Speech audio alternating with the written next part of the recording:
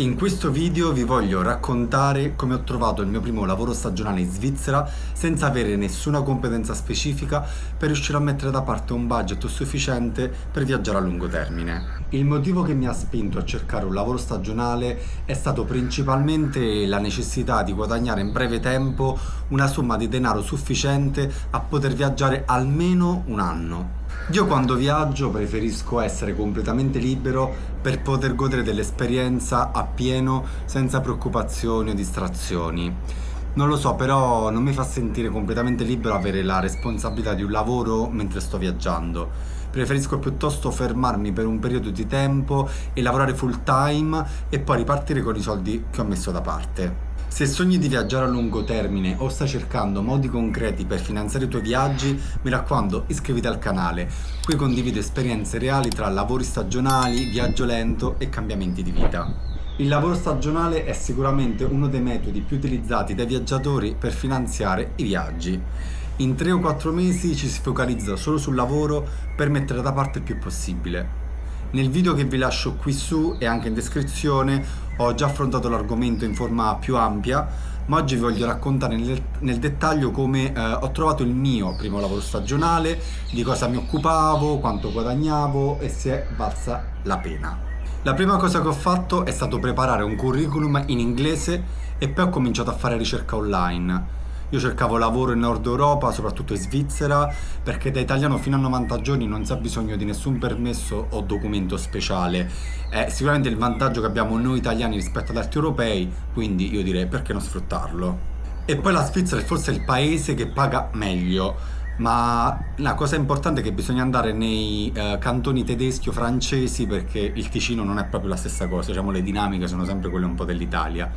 L'unico problema è che a nord bisogna saper parlare il tedesco e io per esempio non lo parlo, ma comunque alla fine ho trovato un posto dove apparentemente con l'inglese si poteva lavorare. In alternativa ci sono paesi come l'Islanda, la Norvegia, la Svezia, la Danimarca, dove si può lavorare tranquillamente solo con l'inglese e se vuoi andare più lontano c'è sempre il famoso Working Holiday Visa in Australia, che è anche un'esperienza che secondo me andrebbe sperimentata. Io cercavo un'esperienza di lavoro nella natura, lontano dalla città e che mi permettesse di risparmiare il più possibile senza spendere soldi nel mentre, quindi possibilmente con vitto e alloggio incluso, che per me è la cosa fondamentale.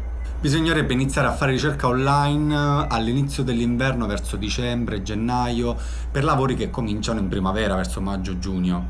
Ho trovato questa pagina dedicata ai lavori sulle Alpi svizzere che vi lascio giù in descrizione. C'erano annunci di vario genere per lavorare in malga, nella ristorazione, in hotel o turismo escursionistico, però tutti richiedevano il tedesco. Ma io ho provato comunque a mandare richieste di lavoro, ne avrò mandate almeno 200, fino a quando ho ricevuto risposta da un albergo di montagna a conduzione familiare. E a proposito del lavoro stagionale, scrivimi nei commenti, tu saresti disposto a trasferirti per qualche mese in un luogo isolato in cambio di uno stipendio alto e della possibilità di mettere da parte quasi tutto? Sono curioso di sapere qual è la tua opinione. Tornando alla mia prima esperienza di lavoro stagionale, quell'anno in cui stavo cercando appunto lavoro, avevo iniziato molto tardi e ho avuto la fortuna però di mandare la mail al momento giusto, perché gli albergatori che avevo contattato avevano urgente bisogno di una persona in cucina in quanto il loro dipendente aveva lasciato il posto di lavoro per motivi familiari. Quindi con questo voglio dire che a volte anche iniziare a fare ricerca tardi in realtà potrebbe essere un vantaggio, proprio perché ci sono casi in cui magari cercano magari una persona last minute, quindi anche se siete all'inizio della primavera o anche dell'estate, voi con quelle mail mandatele perché non si sa mai. Quindi una volta ricevuta questa mail ho fatto un breve colloquio via telefono dove mi spiegavano di cosa si trattava e alla fine nel giro di 2 giorni mi sono ritrovato a 1600 metri sulle Alpi svizzere al confine con Liechtenstein. La mia prima esperienza di lavoro stagionale è stata in questo albergo isolato tra le montagne, frequentato principalmente da alpinisti. Questo posto distava circa 3 ore dal primo centro abitato e per raggiungerlo bisognava prendere un treno da Zurigo fino ad Appenzell e poi fare un cambio. E una volta arrivati al capolinea bisognava fare un trekking di almeno 2 ore tra paesaggi pazzeschi con un dislivello però assurdo, e tutto questo con lo zaino sulle spalle. L'albergo è letteralmente incastrato tra le Alpi e gli unici abitanti sono i pastori e le loro mucche da latte, che vivono in delle piccole case dedicate alla produzione di burro e formaggio. Quindi insomma ero completamente isolato, quindi di base vivevo e lavoravo lassù per tutto il tempo, e per questo motivo nel contratto erano inclusi sia il vitto che l'alloggio. Io ero, diciamo, un tuttofare, facevo da lavapiatti, aiuto cucina, a volte mi occupavo delle pulizie generali. Diciamo che fino a questo punto tutto sembrava andare bene. Vivevo in un posto pazzesco, guadagnavo più di quanto avessi mai guadagnato prima, però le cose a un certo punto iniziano a complicarsi. Il problema è che la famiglia voleva parlare solo in tedesco. Durante il colloquio mi era stato detto che con l'inglese potevo lavorare, ma la realtà poi è stata ben diversa. Mi sono ritrovato persone ostili, infastidite dal fatto che non parlassi la loro lingua, quindi non è stato, diciamo, facile, ma col tempo ho imparato almeno a capire le cose fondamentali, invece parlarlo, insomma, è stato molto più complesso. Insomma, l'esperienza alla fine si è rivelata piuttosto negativa per via dell'atteggiamento rude e per nulla costruttivo dei proprietari, che mi trattavano letteralmente come l'ultimo degli immigrati arrivato in barcone. Non digerivano il fatto che non capissi e non parlassi il tedesco, e alla fine non era strano che nel giro di 2 mesi se ne fossero andate 5 persone che tra l'altro parlavano tedesco. Credo che la mia sia stata solo la sfortuna di capitare in un luogo gestito da persone maleducate, prepotenti e prive d'empatia, ma fortunatamente esistono tantissime realtà di lavoro stagionale gestite da persone rispettose. Ma adesso andiamo alla parte più interessante: quanto si guadagnava? Diciamo che da contratto io avevo 2.300 euro al mese netti, con vitto e alloggio inclusi, più le mance, e arrivavo tranquillamente a 2.500 euro al mese. E considerando che ero in montagna, isolato da tutto, riuscivo a mettere da parte l'intero stipendio, quindi pazzesco. Certi stipendi in Italia te li puoi solo sognare, manco se sei il Presidente della Repubblica riesci a guadagnare tanto. E per questo motivo, secondo me, un po' se ne approfittano in Svizzera con gli italiani, perché sanno che da loro si guadagna molto di più. Cioè 2.500 euro al mese per lavare i piatti, da noi sarebbe assurdo. Ma quindi ne vale la pena sbattersi e partire per andare fino in cima ai cocuzzoli svizzeri? Io direi di sì. In primis per l'esperienza.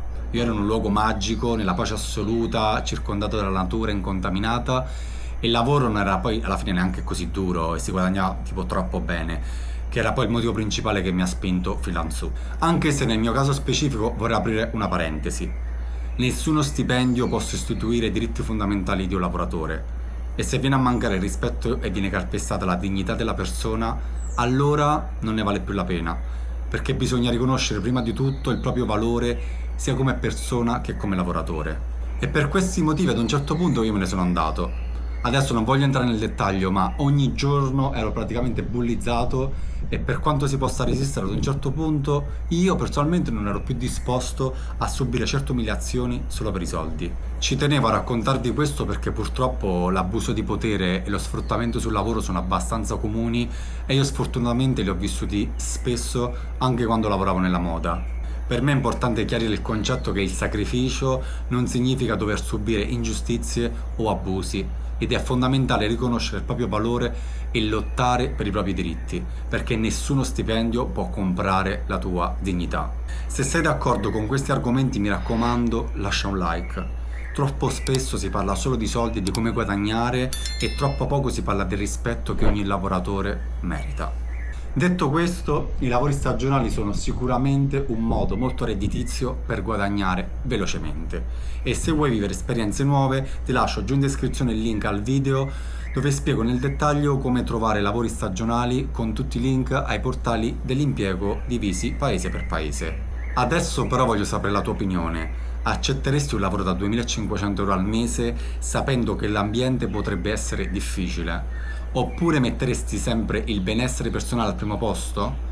Scrivimelo nei commenti e se vuoi scoprire altri modi per finanziare i tuoi viaggi e viaggiare a lungo termine, mi raccomando, iscriviti al canale. Se invece vuoi entrare a far parte di questa community di randaggi fatta di persone dallo spirito libero, allora accedi al gruppo Telegram. Trovi il link sia in descrizione che in bio, così potrai rimanere sempre aggiornato sul mondo dei viaggi e della crescita personale, ricevendo aggiornamenti e offerte personalizzate per questa community. Spero che il video sia stato utile, ci vediamo al prossimo.